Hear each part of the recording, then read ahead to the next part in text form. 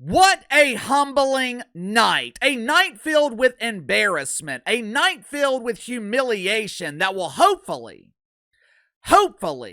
be used as motivation. Because this could go one of two ways. Shedeur Sanders can turn this into a positive and use it to better himself, mainly his attitude, or it could completely shatter his confidence, which many in the NFL clearly believe is false bravado.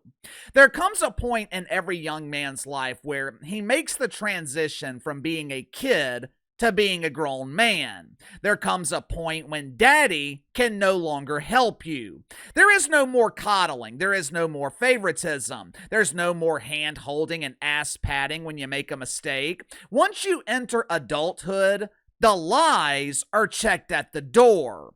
You're the best, son. You're the best looking. You're the best quarterback. You're gonna be great.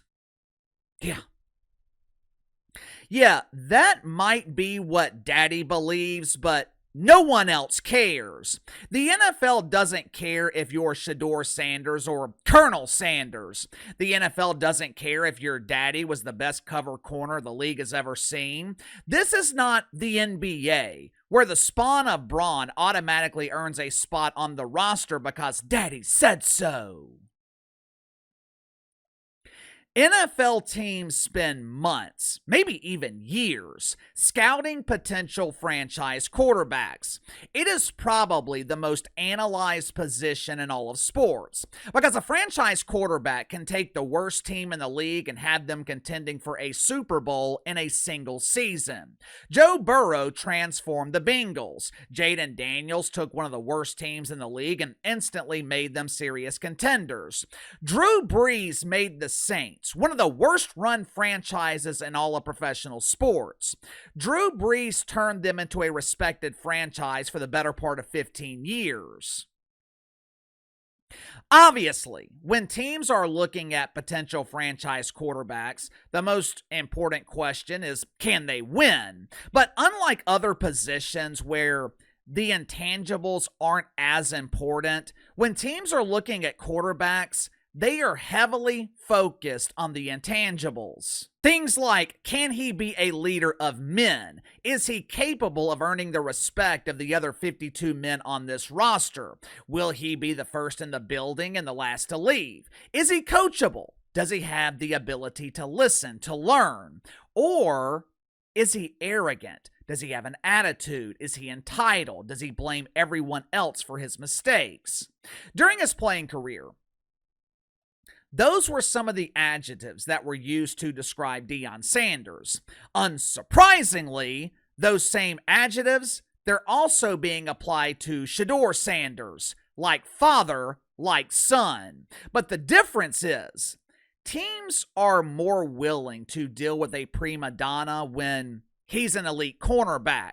When your only responsibility is locking down the opponent's best receiver, the intangibles just aren't as important. But when you're aspiring to be the leader of the team, when you're wanting to be the face of the franchise, things like arrogance, things like entitlement, those things are no bueno. You don't have to take my word for it, because every team in the NFL last night passed on Shedeur Sanders. I'm sure mom and dad have been telling Shedeur Sanders his entire life that he's a top 5 pick, maybe even the number 1 overall pick. He's the best quarterback in the country. He's unstoppable. No one is better than you. But there comes a point in every young man's life when he steps into the real world and he realizes the world doesn't give a shit about you. Unfortunately for Shedeur Sanders, he learned that lesson by being publicly humiliated last night as every single team in the NFL passed on him in the first round of the draft. Make sure to like and subscribe. You can follow me on Twitter at KC_BTL84. Let's get to the sponsor for today's video, my good friends at Whoa Mama Protein. As we get older, we start to realize how important it is to take care of our bodies. Diet, exercise, very important, but It's kind of hard to maintain a strict diet, especially if you love to snack. My wife loves to snack, but there are times when she feels guilty after eating them. Doesn't have to worry about that guilt anymore because she's recently been consuming a healthier version of snacks from Whoa Mama Protein. Whoa Mama Protein was started by two best friends who wanted to create healthy snacks without sacrificing quality and taste. They started out with protein gelato, and recently, they released a new line of protein popcorn. Each bag contains 5 grams of protein and only 140 calories. Also gluten-free and contains no artificial flavoring or artificial coloring. I'm not going to lie to you. I was initially skeptical about this. A lot of times, healthier versions of anything just don't taste the same. But I'm telling you, the protein popcorn from Whoa Mama Protein, it not only tastes the same, I think it tastes significantly better. You will not be disappointed. Protein popcorn from Whoa Mama is available in honey mustard, Diablo Fire, and my personal favorite, the garlic parmesan. So click the link in the description below. Use my promo code BTL10, BTL10. Save 10% off your first purchase with Whoa Mama Protein. Normally, I don't watch the NFL draft. I know a lot of you guys enjoy it, but I've always found the draft to be incredibly boring and anticlimactic. Plus, when Drew Brees and Sean Payton were in New Orleans, I knew it didn't matter who the Saints drafted because they were going to be good either way. Back then, I actually trusted the Saints to make the right decision. There was no need for me to waste my time watching the draft, but I decided to tune in last night because I wanted to see if my Saints would do the unthinkable. I wanted to see if Mickey Loomis would take a risk and draft a quarterback for the first time in my lifetime in the first round. Leading up to the 9th pick, ESPN showed video footage of the Saints draft room. Initially, I thought it was a Metamucil commercial. It was a room full of aging fossils. All I could see were wrinkles and gray hair. It was the perfect illustration of both franchises in New Orleans. Two teams living in the past. But then I noticed a slight difference in the color scheme. In the midst of the aging fossils was a young man named Willie Green.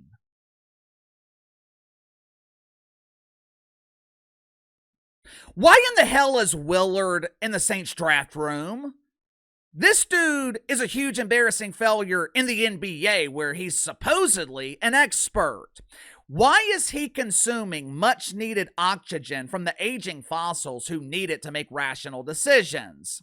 My inside sources were telling me last night that Gail Benson invited Willie Green to the Saints draft room so he could answer prayer requests.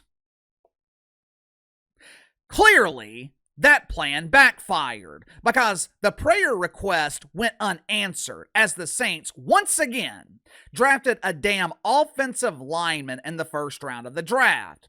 The Saints have drafted an offensive or defensive lineman in 6 of the last 7 years, yet somehow the offensive line is still one of the worst in the league.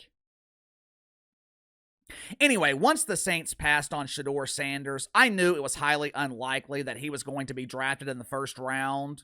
But Casey, what about the Steelers?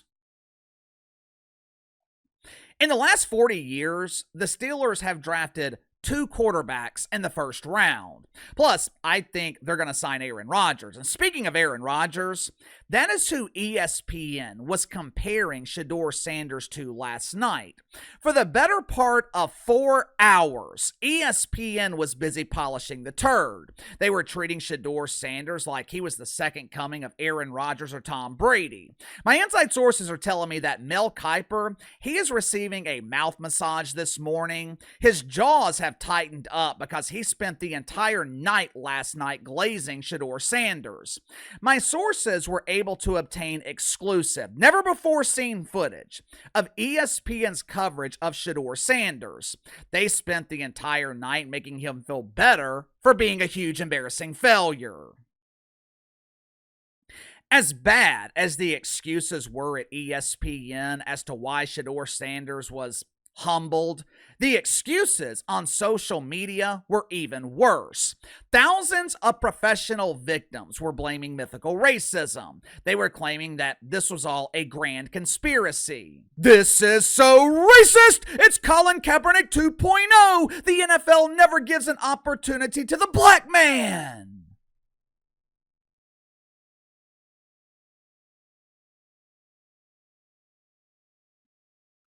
Yeah, 32 teams in the most competitive, cutthroat league in the country passed on Shedeur Sanders because of his race. The truth is, the only person to blame for Shedeur Sanders not being drafted is Shedeur Sanders. I would not be surprised if he's not drafted in the second round. It wouldn't surprise me if he fell into the fourth or fifth round. Tom Pelissero from NFL Network, which unlike ESPN provides actual coverage of the NFL, Tom Pelissero spoke with several executives throughout the NFL and asked them why Shedeur Sanders wasn't drafted. Earlier in the week, an NFL assistant coach claimed that his interview with Shedeur Sanders was the worst formal interview that he has ever conducted. Now, keep in mind, NFL coaches, they interview dozens of players every year. You multiply that over a career, you're talking about hundreds, maybe even thousands of interviews. According to this one assistant coach, Shedeur Sanders was the worst. He didn't like his body language. He didn't like the fact that he blames teammates. He also claimed that Shedeur Sanders was entitled. I know. Shocker. Based on this description, Shedeur Sanders sounds like he's the second coming of Derek Carr. In that case, he's automatically qualified to be the captain of the bum squad. Another executive claimed that Shedeur Sanders wants to be in complete control. He said Shedeur Sanders makes you feel small, which is a gigantic red flag when you're talking about someone who wants to be a leader. Another AFC coordinator echoed the same sentiment, claiming that Shedeur Sanders blames everyone else for his mistakes. It was the same description over and over and over. To make matters worse, Deion Sanders is publicly blaming everyone else. I wonder where Shedeur Sanders gets it from. Playtime is over. That protective bubble that daddy's had you in your entire life, that bubble has burst. No one cares that daddy retired your number from Colorado. No one cares that your father was the best cover corner in the league. No one cares about your false bravado. You're not dealing with college kids anymore. You're dealing with grown men. You're dealing with grown men who don't care about your feelings. They don't care about the outrage that your family is expressing on social media. They don't care about the outrage from ESPN or the outrage from Joel Klatt, who claimed that the NFL was trash for leaking the truth about Shedeur Sanders. The only thing they care about is, can you be a leader of men? Are you mature enough? Are you capable of earning the respect of 52 men and leading them? According to the NFL, Shedeur Sanders doesn't have what it takes. It's that simple. Give me your thoughts on this. Shedeur Sanders, undrafted in the first round. Why? Was it on the field issues, off the field issues, personality issues, a combination of all three? Me personally, I think it was the intangibles, the arrogance, the entitlement. I think that had a lot to do with it. Will Shedeur Sanders be drafted in the second round, or could he fall into the later rounds of the draft? Let me know. Sound off in the comments below. I'll see you guys later.